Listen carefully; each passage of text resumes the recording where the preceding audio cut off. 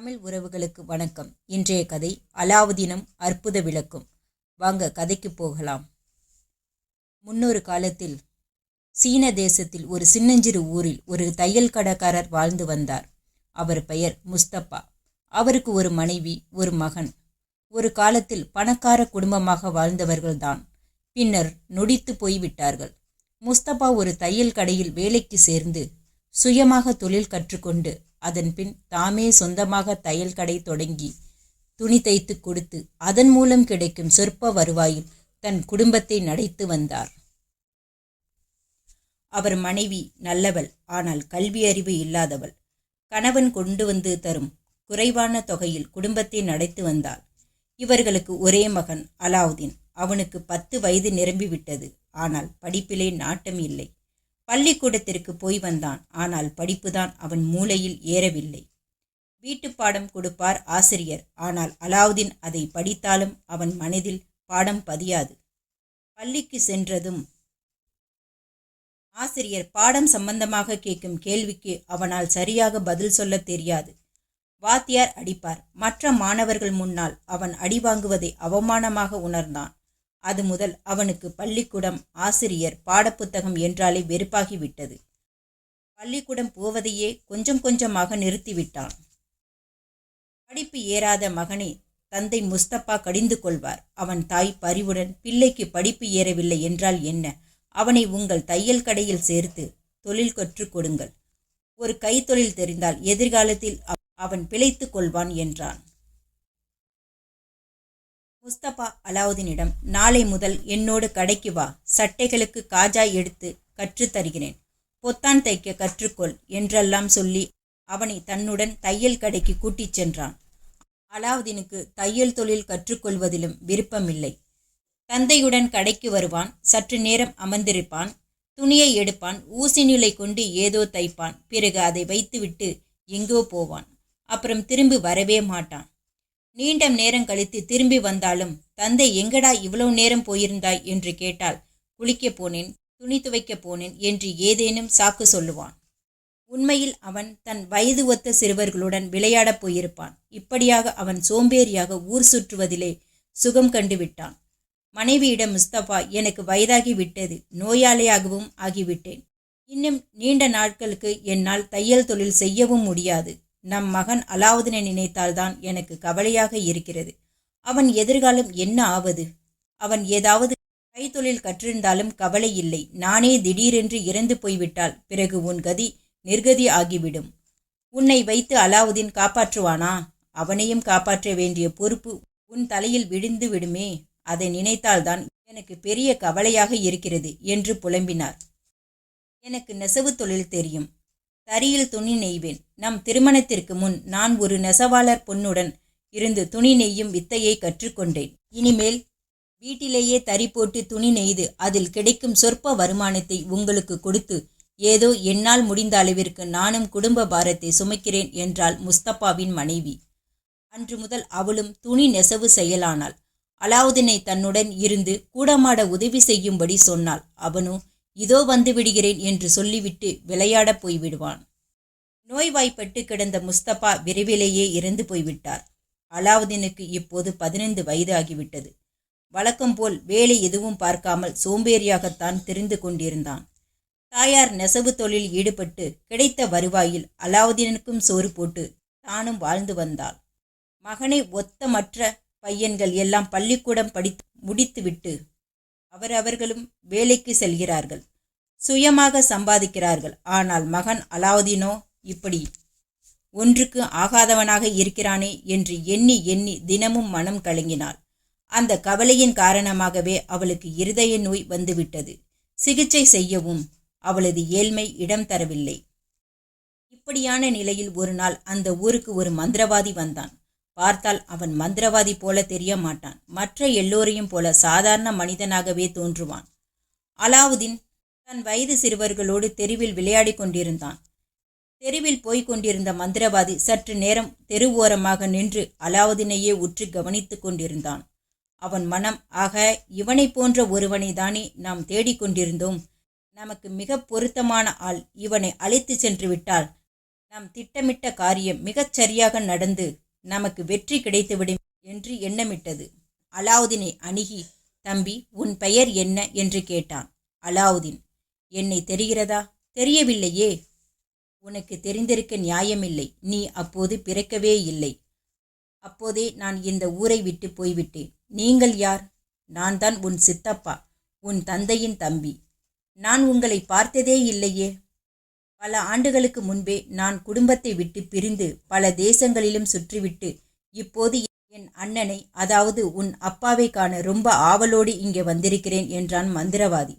அலாவுதீன், என் தந்தை இறந்து விட்டார், அம்மா மாத்திரம்தான் இருக்கிறார் என்றான். ஐயோ, என் அண்ணன் இறந்து விட்டாரா? அன்புக்குரிய அண்ணா, நீ போய்விட்டாயா என்று வருத்தப்படுவது போல நடித்தான் அந்த மந்திரவாதி. பிறகு அலாவுதீனை கட்டி அணைத்து கொண்டு, கவலைப்படாதே மகனே, இனி உனக்கு நான் இருக்கிறேன் என்று எனக்கு உள்ள ஒரே உறவு நீதான். ஆகையால் இனி நாம் சேர்ந்து வாழ்வோம் என்றான். சரி, நீ இப்போ என்ன வேலை செய்கிறாய்?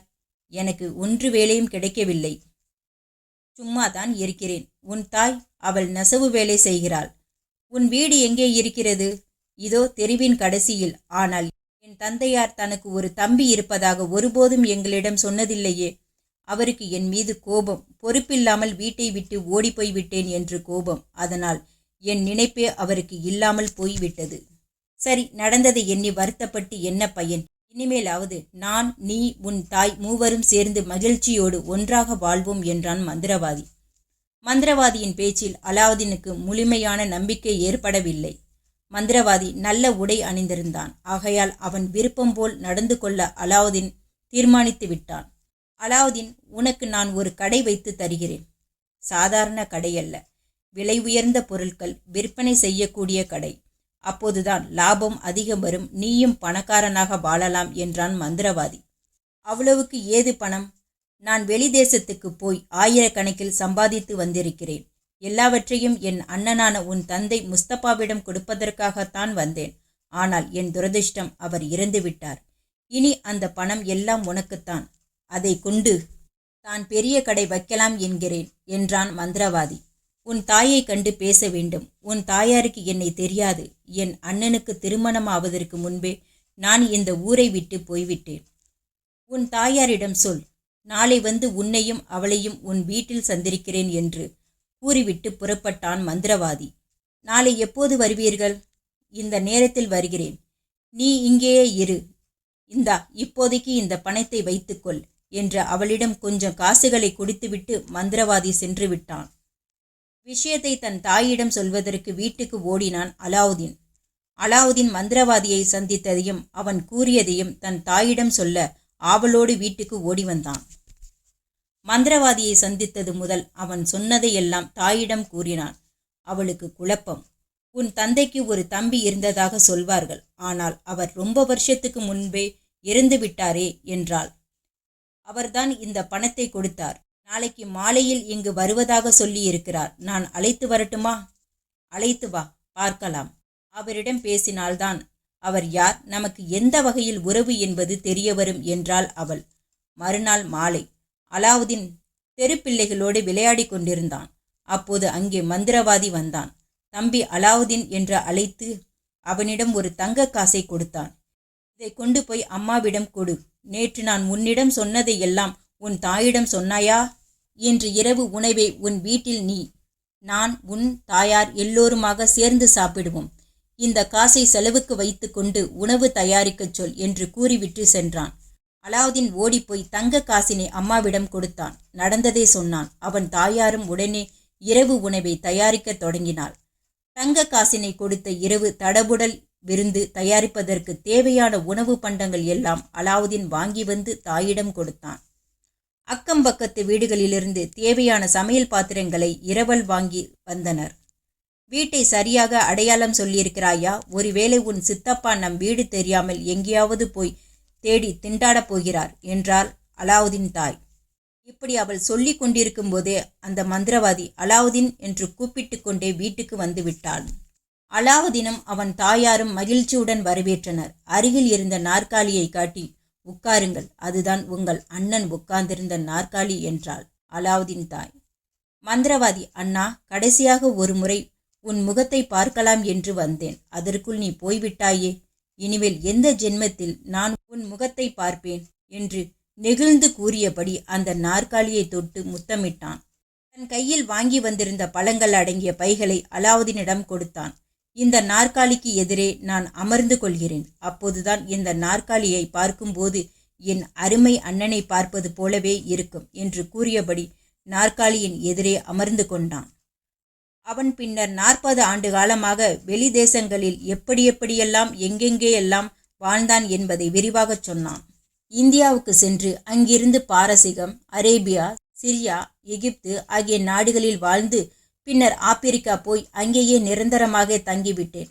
கடைசியாக அண்ணனையும் அண்ணன் குடும்பத்தினரையும் பார்த்துவிட்டு போகலாம் என்றுதான் வந்தேன்.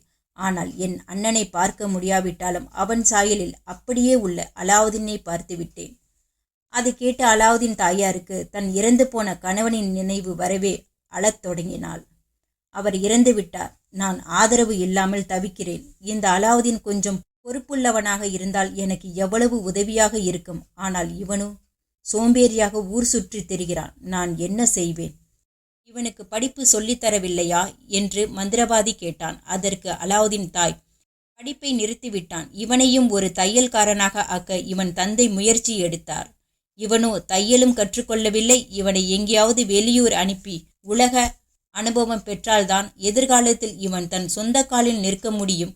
அதற்கு வழி தெரியாமல் கஷ்டப்படுகிறேன் என்றாள்.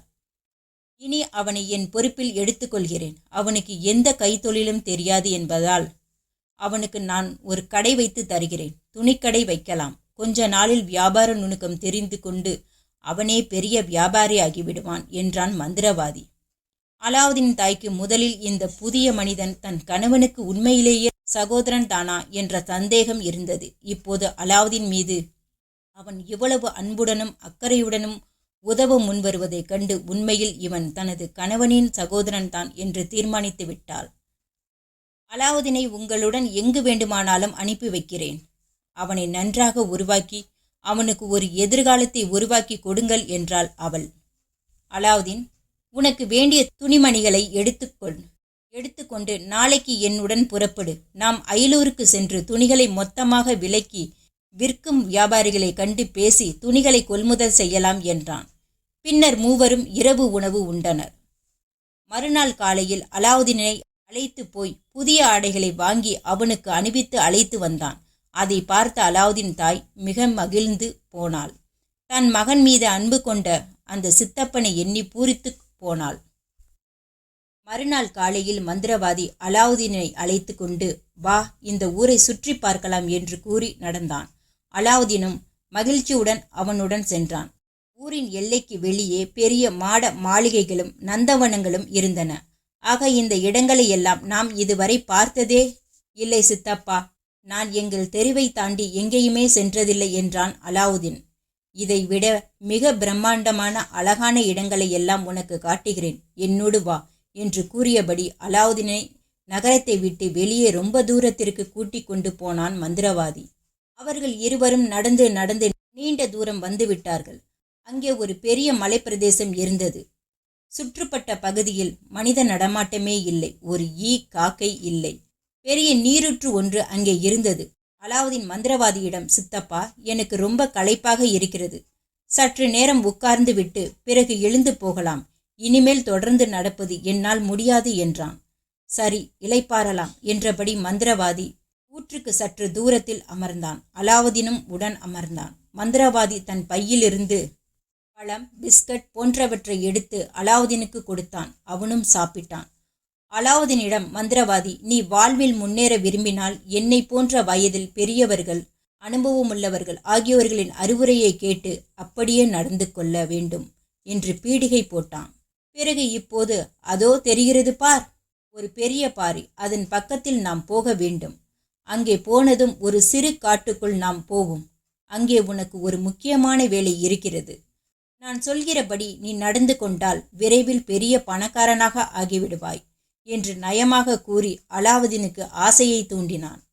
அலாவுதீனன் அவன் சொல்படி நடந்து கொள்வதாக உற்சாகத்தோடு கூறினான். பின்னர் இருவரும் எழுந்து நடந்தனர். அலாவுதீனை ஒரு பயங்கர காரியத்தை செய்ய வைக்கும் நோக்கத்தோடு மலைப்பாறைக்கு பக்கத்தில் உள்ள காட்டுப்பகுதிக்கு அழைத்து போனான் மந்திரவாதி. காட்டுக்குள் ஒற்றையடி பாதையில் சற்று தூரம் நடந்ததும் உள்ளே பெரிய வெட்டவெளி மைதானம் இருந்தது. இதுதான் நாம் வந்து சேர வேண்டிய இடம், சரியாக வந்துவிட்டோம் என்றான் மந்திரவாதி. பின்னர் மந்திரவாதி ஒரு துணியை விரித்து போட்டு அதன் மேல் சம்மணமிட்டு அமர்ந்தான். அலாவுதீன், நீ சென்று காய்ந்த குச்சிகளாக நிறைய சுள்ளிகளை சேகரித்து சிறு கட்டாக கட்டி எடுத்து வா. இங்கே நான் ஒரு பூஜை செய்வதற்காக தீ வளர்க்க வேண்டும் என்றான். அலாவுதீன் ஓடிச் சென்று நிறைய சுள்ளிகளை பொறுக்கி வந்து மந்திரவாதியின் முன்பாக வைத்தான். மந்திரவாதி அதை கொண்டு தீ மூட்டினான். தீ கொழுந்துவிட்டு எரிய தொடங்கியது. அந்த தீயில் தன் பையிலிருந்து எடுத்த சில பொருட்களை போட்டான். தீ இப்போது பச்சை வண்ணம், நீல வண்ணம், மஞ்சள் வண்ணம் என மாறி மாறி எரிந்தது. தீயின் முன்னால் கண்மூடி அமர்ந்து ஏதேதோ மந்திர வார்த்தைகளை உச்சாடனம் செய்தான். சற்று நேரத்தில் பூமியில் கிடுகிடு என சத்தம் ஏற்பட்டது. அலாவுதீன் பயந்து போனான். அப்போது பூமி லேசாக பிளந்தது. சற்று நேரத்தில் பிளவு பெரிதாகி கொண்டே வந்தது. மந்திரவாதி தொடர்ந்து மந்திரங்களை ஜிபித்து கொண்டிருந்தான். இப்போது பிளவுபட்ட பூமிக்கு கீழே படிக்கட்டுகள் கொண்ட சுரங்கப்பாதை தெரிந்தது. அதை கண்டதும் அலாவுதீன் பயந்து ஓடத் தொடங்கினான். மந்திரவாதி அவனை பிடித்து நிறுத்தி, பயப்படாதே, நான் சொல்கிறபடி கேட்டால் நீ பெரிய பணக்காரனாகி விடுவாய். பூமிக்குள் படிக்கட்டுகள் தெரிகிறது பார். இந்த படிக்கட்டுகளின் வழியே இறங்கி கீழே சென்றால் அங்கு பெரிய பொக்கிஷம் உனக்காக காத்திருக்கிறது என்றான். அலாவுதீன் சற்று நிதானத்துக்கு வந்தான். மந்திரவாதி அவனிடம் அடுத்து என்ன செய்ய வேண்டும் என்று விளக்கினான். அலாவுதீன் அவற்றை கூர்ந்து கேட்டுக்கொண்டான். மந்திரவாதி, இந்த இடத்தில் கீழே இறங்கி படிக்கட்டு வழியாக போ. சற்று தூரம் போனதும் வரிசையாக 4 மண்டபங்கள் இருக்கும். அதில் 3 மண்டபங்களை விட்டுவிட்டு 4வது மண்டபத்துக்கு போ. அங்கே பெரிய பொக்கிஷ சாலை இருக்கிறது. அதில் ஒரு கதவு இருக்கும். நீ அந்த கதவின் முன் நின்று கொண்டு உன் தாய் தந்தையின் பெயரை உச்சரி. உடனே கதவு திறக்கும். உள்ளே ஒரு பெரிய பூந்தோட்டம் தென்படும். தோட்டத்திற்கு போ. அங்கே பழங்களுடன் கூடிய மரங்கள் நிறைய இருக்கும். சரி. தோட்டத்தின் கடைசியில் வட்ட வடிவத்தில் ஒரு உயரமான தளம். அதன் அருகில் ஒரு ஏணி உண்டு. ஏணி படிகளில் ஏறிச் சென்று அங்கே தொங்கிக் கொண்டிருக்கும் பித்தளை விளக்கை எடுத்து சுத்தப்படுத்தி உன்னுடைய பைஜாமுக்குள் பத்திரப்படுத்திக்கொள். அப்புறம் திரும்பி வரும்போது மரங்களை பார். அவற்றில் முன்பு பழம்போல் தொங்கிக் கொண்டிருந்தவை யாவும் இப்போது பல வகை ரத்தினங்கள், வைரங்கள், வைடூரியங்களாக காட்சியளிக்கும். அவற்றில் உனக்கு எவ்வளவு விருப்பமோ அவ்வளவையும் பறித்து எடுத்துக்கொள். அந்த விளக்கு உன்னிடம் இருக்கும் வரை அந்த தோட்டத்தில் இருப்பவை அனைத்தும் உனக்கே சொந்தம் என்று கூறிய மந்திரவாதி முத்திரை மோதிரம் ஒன்றை அலாவுதீனின் விரலில் அணிவித்தான். பின்னர் அலாவுதீனிடம், கட்டளைகளை கீழ்ப்படிந்து நீ நடந்து கொண்டால் உனக்கு எந்தவித ஆபத்தும் நேரிடாமல் இந்த மோதிரம் உன்னை காக்கும் என்று தெரிவித்தான். இதை செய்வதற்கு மந்திரவாதி ஏன் அலாவுதீனை பிடித்தான் தெரியுமா? 15 வயதுக்கு உட்பட்ட சிறுவன்தான் அந்த குகைப்பாதை வழியே நுழைந்து சென்று திரும்ப முடியும். மேலும் திருமணமாகாத கண்ணீர் கழியாத இளைஞனாக அவன் இருக்க வேண்டும். இந்த 2 தகுதியும் உடையவனாக அலாவுதீன் இருந்ததனால்தான் அவனை தேர்ந்தெடுத்தான் மந்திரவாதி. அவன் உண்மையில் அலாவுதீனின் சித்தப்பாவும் அல்ல, ஒன்றுமல்ல. அலாவுதீனையும் அவன் தாயையும் ஏமாற்ற அப்படி நடித்தான். இந்த உண்மைகளை அறியாத அப்பாவி சிறுவனான அலாவுதீன் மந்திரவாதியின் சொற்படியே நடப்பதாக கூறினான். மந்திரவாதி சொன்னவற்றை எல்லாம் நினைவில் வைத்து கொண்டு சுரங்கப்பாதை படிக்கட்டுகள் வழியே இறங்கிச் சென்றான். மந்திரவாதி சொன்னவாறே அங்கே எல்லாம் இருந்தன. எல்லாவற்றையும் பார்த்த அலாவுதீனுக்கு வியப்பும் பிரமிப்பும் ஏற்பட்டது. மந்திரவாதி சொன்னது போலவே மண்டபங்களையும் கடந்து பீடத்தை அடைந்து ஏணி படிகளில் ஏறிச் சென்று தளத்தில் இருந்த விளக்கை எடுத்து தன்னுடைய பைஜாமுக்குள் வைத்து கொண்டான். திரும்பி வரும்போது தோட்டத்தில் மரங்களை பார்த்தான். அவற்றில் பழங்களைப் போல் வைரங்கள், முத்துக்கள், வைடூரியங்கள் என நவரத்தினங்களும் தொங்கிக் கொண்டிருந்தன. அதற்கு முன் அவன் அவற்றை பார்த்ததே இல்லை. அவற்றை பறித்து பறித்து தன் பைகளில் நிரப்பிக்கொண்டான். மந்திரவாதி கூறியவாறு ஒவ்வொன்றாக செய்ய வேண்டியவையெல்லாம் செய்து முடித்துவிட்டு மேலே ஏறி வாயிலை அடைந்தான். அது குறுகலான பாதை. அலாவுதீனால் எளிதாக ஏறி வர முடியவில்லை. இறங்கும்போது சுலபமாக இருந்தது. இப்போது ஏறும்போது முடியவில்லை. எனவே சித்தப்பா, சித்தப்பா என்று மந்திரவாதிக்கு குரல் கொடுத்தான். மந்திரவாதி குகை வாசல் வழியே எட்டி பார்த்தான். சித்தப்பா, என்னை மேலே தூக்கி விடுங்கள். விளக்கை எடுத்து வந்தாயா? எடுத்து வந்திருக்கிறேன். முதலில் விளக்கை என்னிடம் கொடு, பிறகு உன்னை தூக்கி விடுகிறேன் விளக்கு பைஜாமுக்குள் இருக்கிறது. மேலே வந்ததும் எடுத்து தருகிறேன். முதலில் என்னை மேலே தூக்கி விடுங்கள். முதலில் விளக்கை கொடு. மாட்டேன், எனக்கு பயமாக இருக்கிறது. முதலில் என்னை மேலே தூக்கி விடுங்கள் என்றான் அலாவுதீன். மந்திரத்தின் சக்தியால் இன்னும் ஒரு சில வினாடிகள் தான் குகை திறந்திருக்கும். பிறகு மூடிக்கொள்ளும். அதற்குள் அலாவுதீனிடமிருந்து விளக்கை கைப்பற்றி கொள்ள எண்ணினான் மந்திரவாதி. அலாவுதீனை மேலே தூக்கி விடுவதற்குள் காலக்கெடு முடிந்து பூமி மீண்டும் மூடிக்கொண்டால் அவனது கையும் அல்லவா சேர்ந்து பூமிக்குள் மாட்டிக்கொள்ளும். அதனால் முதலில் விளக்கை கொடு என்று அவசரப்படுத்தினான் மந்திரவாதி. ஆனால் சித்தப்பா ஏன் தன்னை மேலே தூக்கி விடுவதில் அக்கறை காட்டாமல் விளக்கை பறிப்பதிலேயே குறியாக இருக்கிறார் என்ற கோபம் கொண்டால், என்னை மேலே தூக்கி விடாவிட்டால் நானும் விளக்கை தரமாட்டேன் என்று பிடிவாதமாக கூறிவிட்டான்.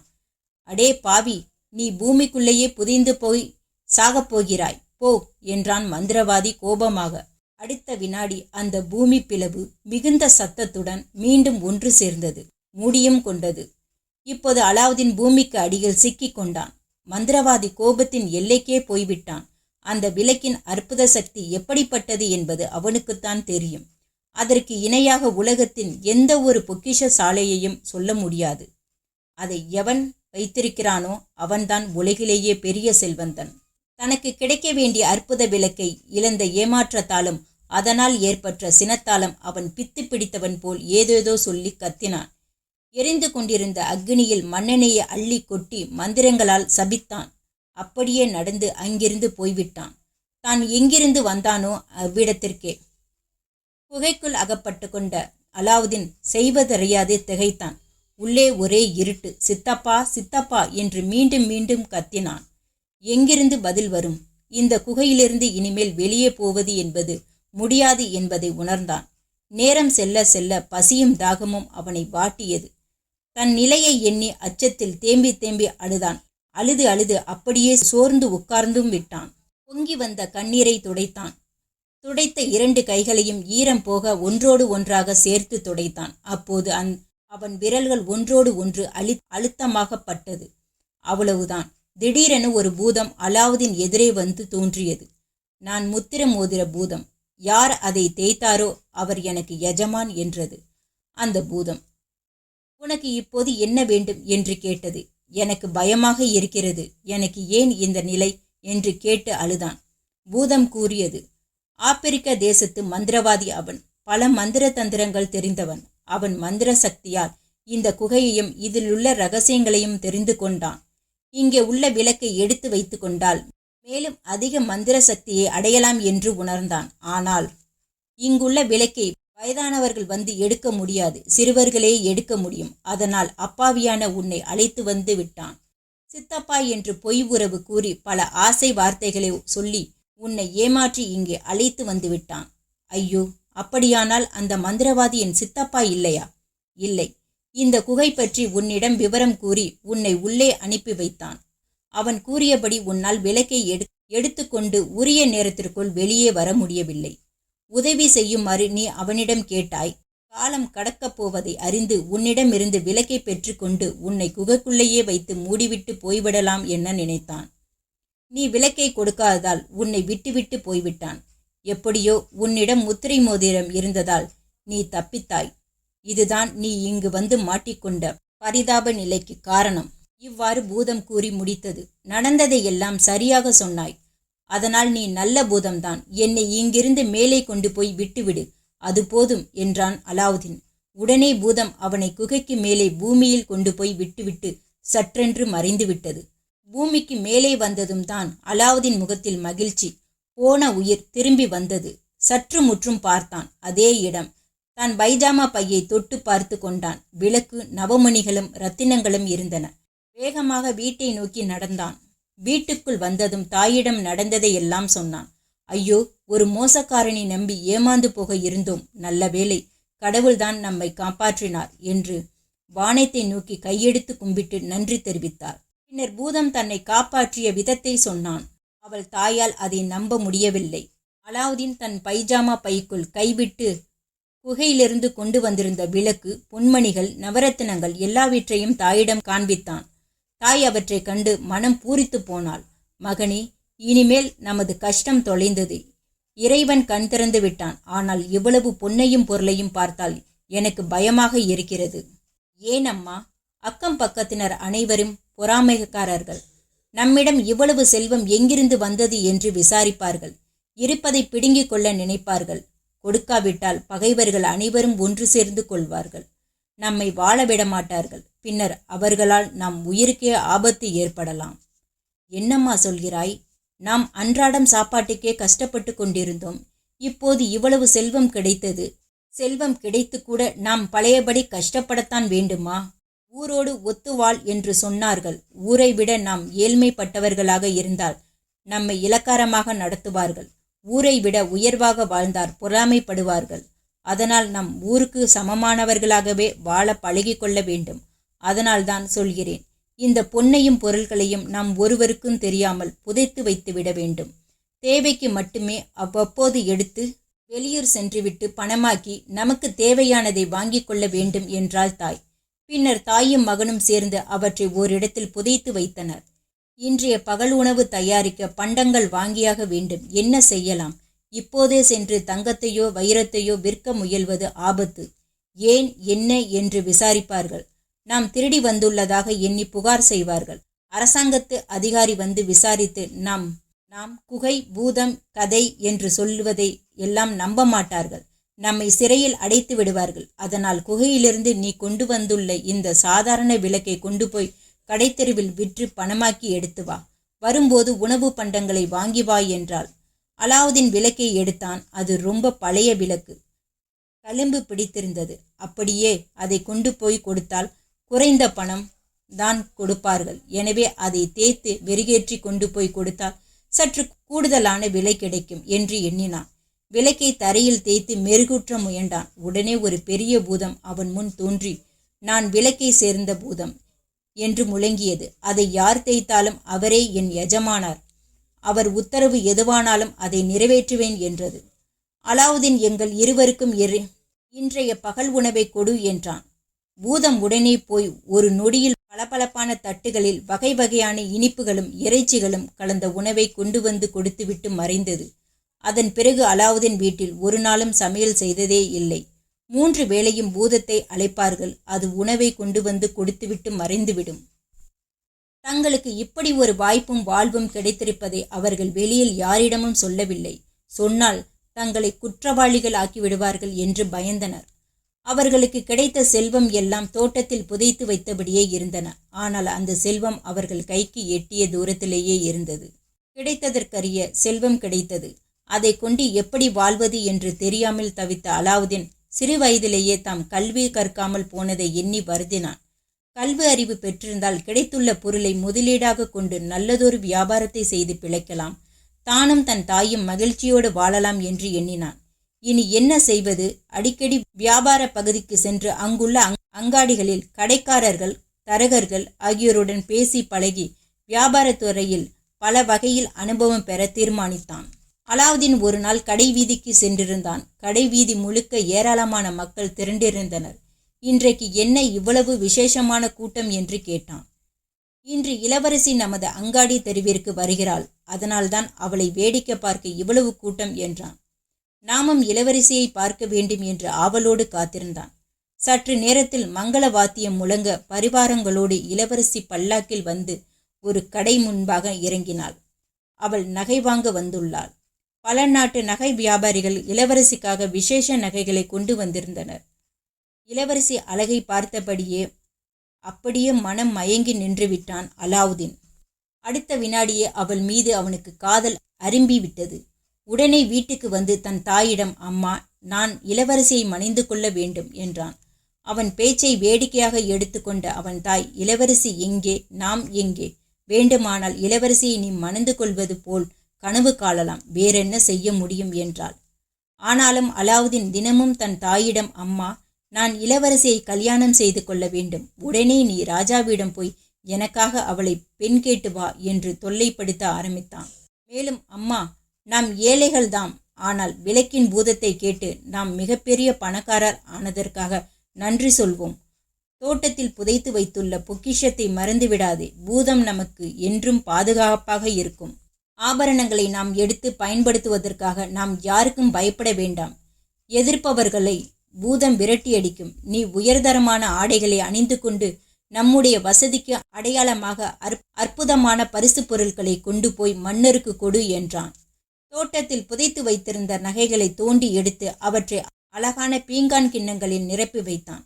ஆனால் அலாவுதீன் தாய் மிகவும் அச்சப்பட்டாள். அரசனிடம் சென்று எப்படி பெண் கேட்பது? அரச சபைக்கு அவள் போனதே இல்லை. ஆயினும் மகனின் விருப்பமும் அவன் கூறிய தைரிய மொழிகளும் அரசனிடம் சென்று பெண் கேட்க அவளுக்கு துணிச்சலை கொடுத்துவிட்டது. மன்னனை நேரில் சென்று சந்திப்பது என்று முடிவு செய்தாள். மறுநாள் அலாவுதீன் சொன்னபடி பரிசு பொருட்களை ஆட்கள் மூலம் எடுத்துக்கொண்டு மன்னனை சென்று சந்தித்தாள் அலாவுதீன் தாய்.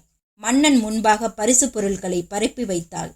இவளுக்கு இவ்வளவு பொன்னும் பொருளும் ஏது என ஆச்சரியப்பட்டான் அரசன். அதன் பின் அவள் தயங்கியபடியே, மேன்மை தங்கிய சுல்தான் அவர்களே, தங்கள் அருமை மகள் இளவரசியை என் மகன் அலாவுதீன் திருமணம் செய்து கொள்ள மிக்க ஆவலாக உள்ளான்.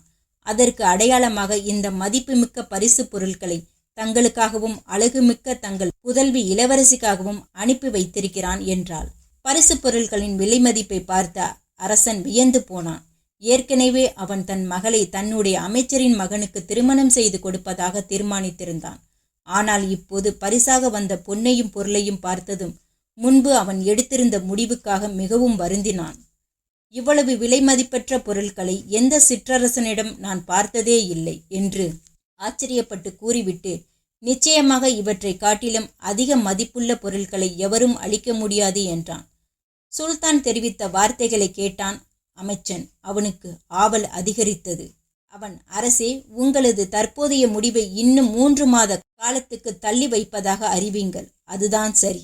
தங்கள் மகளை என் மகனுக்கு முன்னரே அறிவித்து விட்டீர்கள். ஆயினும் இப்போது உங்களுக்கு வந்துள்ள பரிசு பொருட்களை காட்டிலும் மேலும் உயர்வான பரிசு பொருள் எதையாவது அலாவுதீனால் அளிக்க இயலுமா என்பதற்காக சிறு அவகாசம் கொடுங்கள் என்றான். அதற்கும் சம்மதித்தான் அரசன். அலாவுதீன் நடந்ததை அறிந்தான். உடனே பூதத்தை அழைத்தான். முன்பு கொடுத்ததை விட விலை மதிப்பற்ற அற்புதமான ஆபரணங்களையும் இரத்தினங்களையும் ஏராளமாக கொண்டு வந்து கொடு என்றான். பூதம் கொண்டு வந்து வைத்தது. அவற்றையெல்லாம் சுல்தானுக்கு மீண்டும் அனுப்பி வைத்தான். அமைச்சனின் மகன் இளவரசிக்காக அளித்த பரிசு பொருட்களை விட அலாவுதீன் பொருட்கள் மிக உயர்ந்ததாக விளங்கின. சுல்தான் மகன் இளவரசிக்கு அலாவுதீனுக்கும் திருமணம் சிறப்பாக நடந்து முடிந்தது. திருமணத்திற்கு பின் அலாவுதீன் அரசனை காணச் சென்றான். தாங்கள் என் மீது மிக்க அன்பு கொண்டு தங்கள் மகளை மனம் செய்வித்து என்னை தாங்கள் மருமகனாக ஏற்றுக்கொண்டு விட்டீர்கள். எப்படி நன்றி சொல்வது என்று எனக்கு தெரியவில்லை. எனக்கு ஒரு ஆசை. தங்கள் மகளான என் மனைவிக்கு அற்புதமான ஒரு மாளிகை அமைக்க விரும்புகிறேன். அதற்காக நிலம் தந்து உதவுமாறு உங்களை வேண்டுகிறேன் என்றான் அலாவுதீன். அலாவுதீன் கேட்டுக்கொண்ட முறை மன்னனின் உள்ளத்தை கவர்ந்தது. அவனிடம் அன்போடு பேசினார். சுல்தான், அரண்மனை சாளரத்தின் வழியே சாலைகளின் குறுக்கே காணப்பட்ட காலி நிலத்தை சுட்டிக்காட்டி அதில் என் மகளுக்காக நீ மாளிகை அமைத்து கொள்ளலாம். அவள் மீது எனக்கு அலாதி பிரியம். அவளை எப்போதும் என் பார்வையிலேயே வைத்திருக்க விரும்புகிறேன் என்றான். அலாவுதீன் வீட்டுக்கு திரும்பி வந்தான். அற்புத விளக்கை எடுத்து பூதத்தை வரவழைத்தான். பூதத்திடம் அரசனின் மாளிகைக்கு அருகில் இருந்த இடத்தை குறிப்பிட்டு, விரைவாக அங்கு ஒரு மாளிகை அமைக்க வேண்டும். அதி அற்புதமாக அரண்மனை போல் இருக்க வேண்டும். ஒரே இரவில் அமைத்து விடியற்காலையில் யாரும் பார்த்தால் பிரமித்து போகும்படி இருக்க வேண்டும் என்றான். உன் விருப்பப்படியே செய்கிறேன் என்று கூறி பூதம் மறைந்தது. மறுநாள் காலை சுல்தான் எழுந்து ஜன்னல் வழியாக பார்த்தார். தன் கண்களையே அவரால் நம்ப முடியவில்லை. இது கனவா நனவா என்று திகைத்தார்.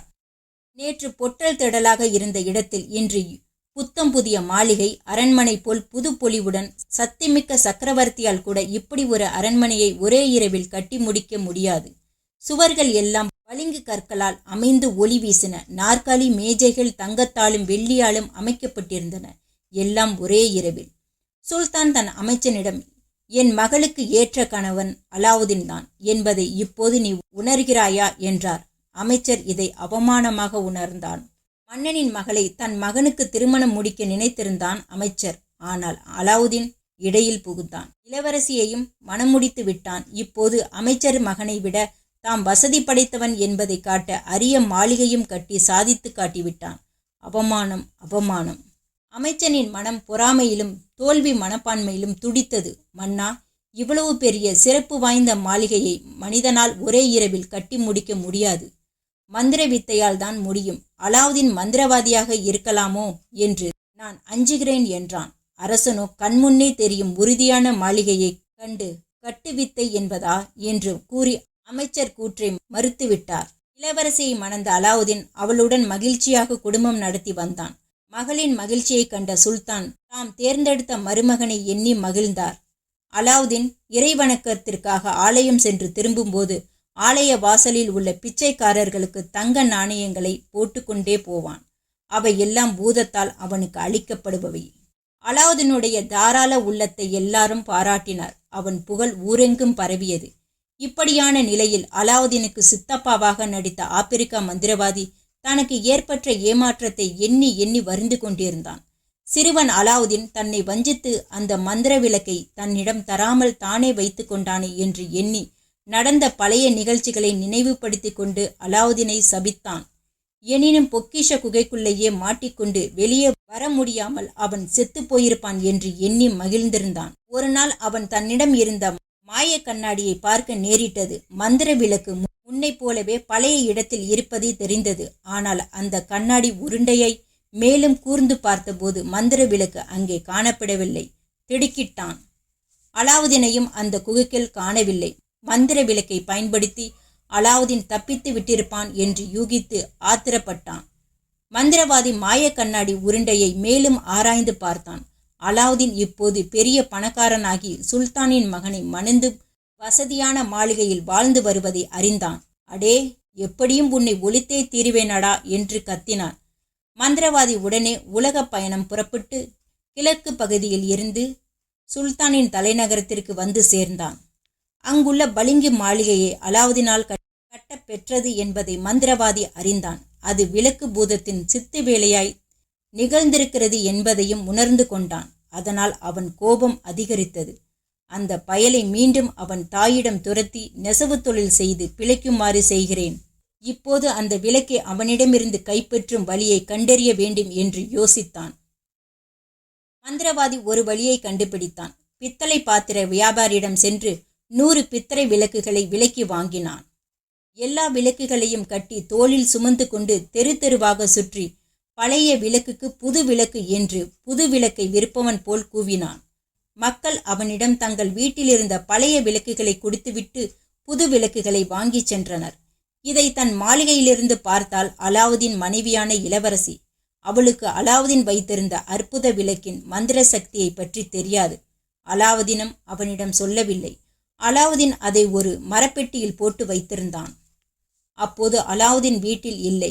பெட்டியில் இருந்த பழைய விளக்கை எடுத்து வேலைக்காரியிடம் கொடுத்து தெருவில் நிற்கும் விளக்கு வியாபாரியிடம் போய்விட்டு புதிய பளபளப்பான நல்ல விளக்கு வாங்கியே வரும்படி சொன்னாள். அலாவுதீன் மனைவி வேலைக்காரியும் அவ்வாறே வாங்கி வந்தாள். ஆஹா, நம் மந்திர விளக்கு நம் கைக்கு கிடைத்து விட்டது என்று எண்ணி மகிழ்ந்தான் மந்திரவாதி. மற்ற விளக்குகளை எல்லாம் தூர எரிந்துவிட்டு மந்திர விளக்கை மட்டும் பத்திரப்படுத்தி கொண்டு உற்சாகத்தோடு புறப்பட்டான்.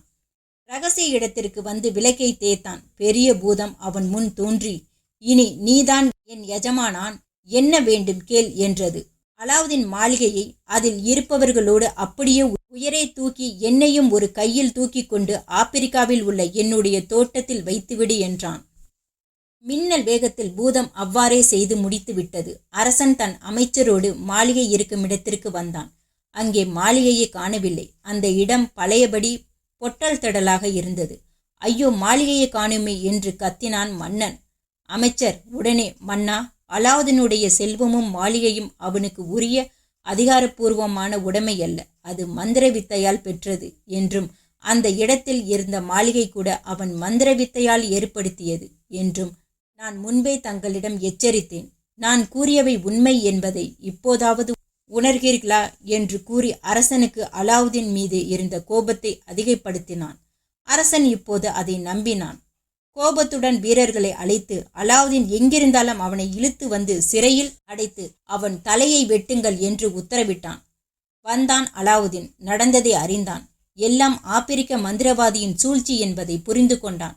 உடனே அரசனிடம், அரசே, ஏதோ சூழ்ச்சி நடந்திருக்கிறது, 40 நாள் அவகாசம் கொடுங்கள். அதுவரை தண்டனையை நிறுத்தி வையுங்கள். இளவரசியையும் மாளிகையும் கண்டுபிடிக்கிறேன். முடியாவிட்டால் பிறகு தண்டனையை நிறைவேற்றுங்கள் என்றான். மன்னன் சம்மதித்தான். அலாவுதீன் புறப்பட்டான். எங்கே போவது என்று தெரியாமல் எங்கெங்கோ போய்க் கொண்டிருந்தான். வழியில் ஒரு ஓடை. அதில் தாகத்திற்கு தண்ணீர் குடித்தான். அப்போது அவன் விரலில் இருந்த மோதிரம் தேய்க்கப்பட்டு அவன் முன்னே பூதம் தோன்றியது. பூதமே, என் மனைவி, என் மாளிகை இரண்டையும் மீண்டும் என்னிடமே கொண்டு வந்து சேர்ப்பாயா என்று உத்தரவிட்டான். அது என் சக்திக்கு அப்பாற்பட்டது. அது போன்ற வீரதீர செயலை பெரிய பூதம், விளக்கு பூதம் தான் செய்ய முடியும். நான் மோதிர பூதம், சிறிய பூதம். வேண்டுமானால் உன் மாளிகை இப்போது இருக்கும் இடத்தில் உன்னை கொண்டு போய் சேர்க்கிறேன் என்றது அந்த பூதம். ஆப்பிரிக்காவின் மாளிகையில் மனைவியின் அருகில் அலாவுதீனை கொண்டு போய் சேர்த்தது பூதம். மந்திரவாதி அப்போது மாளிகையில் இல்லை, வெளியே போயிருந்தான். அலாவுதீனை கண்ட இளவரசிக்கு மகிழ்ச்சி தாங்கவில்லை. நீங்கள் வெளியே போயிருந்த நேரம் மந்திரவாதி பழைய பித்தளை விளக்குகளுக்கு புது பித்தளை விளக்குகளை கொடுத்து கொண்டிருந்தான். நானும் பெட்டியில் இருந்த பழைய விளக்கை போட்டுவிட்டு புது விளக்கு பெற்றேன். அதன் பின் அப்படியே மாளிகையோடு இங்கே இருப்பதை உணர்ந்தேன். தினமும் தன்னோடு சேர்ந்து உணவு உண்ணுமாறு என்னை அவன் வற்புறுத்தி கொண்டிருக்கிறான். அடிக்கடி இனிமேல் நீ உன் கணவனை காண முடியாது என்று கூறுகிறான். நான் அழுது புலம்பிக் கொண்டிருக்கிறேன் என்று கூறி முடித்தாள் இளவரசி. விளக்கை எங்கே வைத்திருக்கிறான்? அவன் எப்போதும் அதை தன் அங்கியில் மறைத்து வைத்து கொண்டு செல்கிறான். மந்திரவாதியிடமிருந்து விளக்கை கைப்பற்றுவது எப்படி என்று யோசிக்கலானான் அலாவுதீன். கடையில் விஷம் வாங்கி வந்து மனைவியிடம் கொடுத்து இரவு மந்திரவாதியுடன் உணவு உண்ணும் போது உடல்நலம் கருதி ஒயினை பருகுவதாக பாவனை செய். அவன் மகிழ்ந்து உன்னோடு சேர்ந்து குடிப்பான். அவன் மயங்கி விழும் வரை அவனுக்கு ஒயினை ஊற்றி கொடு. அப்போது அவனுக்கு தெரியாமல் இந்த விஷத்தை ஒயினில் கலந்து கொடு. சில ஆசை வார்த்தைகள் கூறி பாசாங்கு செய். அதுவே அவனுடைய இறுதி நேரமாகிவிடும் என்றான் அலாவுதீன். மந்திரவாதி வந்து உணவு உண்ண அமர்ந்தான். இளவரசி ஒயின் கோப்பையை அவனிடம் நீட்டி கொஞ்சம் மொழி பேசி நடித்தாள். அவன் உற்சாகத்திற்கு அளவே இல்லை. நம்பிவிட்டான். நிறைய குடித்தான், மயங்கினான். அப்போது ஒயினில் விஷத்தை கலந்து விட்டாள். குடித்த மந்திரவாதி மயங்கி விழுந்து உயிரிழந்தான். அலாவுதீன் விரைவாக அவனிடமிருந்து விளக்கை எடுத்து தேய்த்தான். அவன் முன் பூதம் தோன்றியது. மாளிகையை பழைய இடத்திலேயே கொண்டு வைக்கும்படி சொன்னான். வைத்தது. காலையில் அரசன் எழுந்து பார்த்தான். ஆச்சரியம் அடைந்தான். அமைச்சரை அழைத்து காண்பித்தான். அலாவுதீனும் இளவரசியும் அதிலிருந்து வெளிப்பட்டனர். அமைச்சர் வெக்கத்தால் தலை குனிந்தான். இறந்து போன மந்திரவாதிக்கு ஒரு தம்பியும் இருந்தான். அவனும் மந்திர நிபுணன். அண்ணனை கொன்றுவிட்ட அலாவுதீனை பழிவாங்க துடித்தான். அலாவுதீன் இருந்த ஊருக்கு வந்தான். அங்கே ஒரு தேநீர் கடையில் பாத்திமா என்ற பெண் துறவி பற்றி பேசிக் கொண்டிருந்தனர். தன்னுடைய அற்புத சக்தியால் பலரது நோயை குணப்படுத்தக்கூடியவள் என்று பாத்திமாவை பற்றி அறிந்தான். மறுநாள் அந்த பாத்திமாவை அவள் இருப்பிடத்திற்கு சென்று அவளை கொன்றுவிட்டு அவள் போன்று உடையணிந்து கொண்டு அலாவுதீன் மாளிகைக்கு வந்தான். பாத்திமாவின் புகழை கேள்விப்பட்டிருந்த இளவரசி மரியாதையுடன் வரவேற்று மாளிகையை காட்டினாள். எல்லாம் சரி, ஆனால் ஒரு குறை இருக்கிறது. அதை அகற்றுவதற்கு பல மைல்களுக்கு அப்பால் உள்ள ஒரு குகைப்பீடத்தில் உள்ள முட்டை ஒன்றை எடுத்து வந்து இங்கு தொங்கவிட்டால் சரியாகிவிடும் என்றான் பாத்திமா வேடத்தில் இருந்த மந்திரவாதி. எப்படி கொண்டு வருவது என்று யோசித்த இளவரசி அதை கணவன் அலாவுதீனுக்கு தெரிவித்தாள். பின்னர் அலாவுதீன் விளக்கை தேய்த்து பூதத்தை வரவழைத்து முட்டையை கொண்டு வரச் சொன்னான். பூதம் அவன் கட்டளையை நிறைவேற்ற மறுத்துவிட்டு, இது உன்னுடைய விருப்பம் அல்ல, உன் மனைவியின் விருப்பம், அதுவும் தீய மந்திரவாதி சொல்லியது. அவன் இந்த மாளிகையில் பாத்திமாவை போல் உடையணித்து பாசாங்கு செய்து வருகிறான். இவன் பழைய மந்திரவாதியின் தம்பி, உன்னை பழிவாங்க வந்துள்ளான் என்று கூறிவிட்டு பூதம் மறைந்தது. இந்த புதிய ஆபத்தை எப்படி சமாளிப்பது? மனைவியை அழைத்து தலைவலிப்பதாக சொன்னான். பாத்திமாவை அழைத்து குணப்படுத்த சொல்கிறேன் என்றாள் அவள். பாத்திமாவாக நடிக்கும் மந்திரவாதி வந்தான். அலாவுதீனை தீர்த்து கட்ட இதுதான் சரியான சந்தர்ப்பம் என்று எண்ணி படுத்திருந்த அலாவுதீன் தலையில் ஒரு கையை வைத்தான். மறு கையால் மறைத்து வைத்திருந்த குத்துவாளை எடுத்தான். அடுத்த வினாடி அலாவுதீன் அவன் மேல் பாய்ந்து அவன் வாளை பறித்து அவன் மார்பில் ஓங்கி குத்தினான். வீழ்ந்தான் மந்திரவாதி. சற்று நேரத்தில் உயிர் பிரிந்தது. அவன் உடையை களைத்து அவன் பாத்திமா அல்ல மந்திரவாதி என்பதை மனைவிக்கு தெரியப்படுத்தினான். 2 மந்திரவாதிகளும் ஒளிந்தனர். ஏழையின் மகனாக பிறந்த அலாவுதீன் அன்று முதல் அன்பு மனைவியோடு செல்வ செழிப்போடு வாழ்ந்து வந்தான். சுபம். இந்த கதை உங்களுக்கு பிடிச்சிருந்தா லைக் பண்ணுங்க, சப்ஸ்கிரைப் பண்ணுங்க. தேங்க்யூ.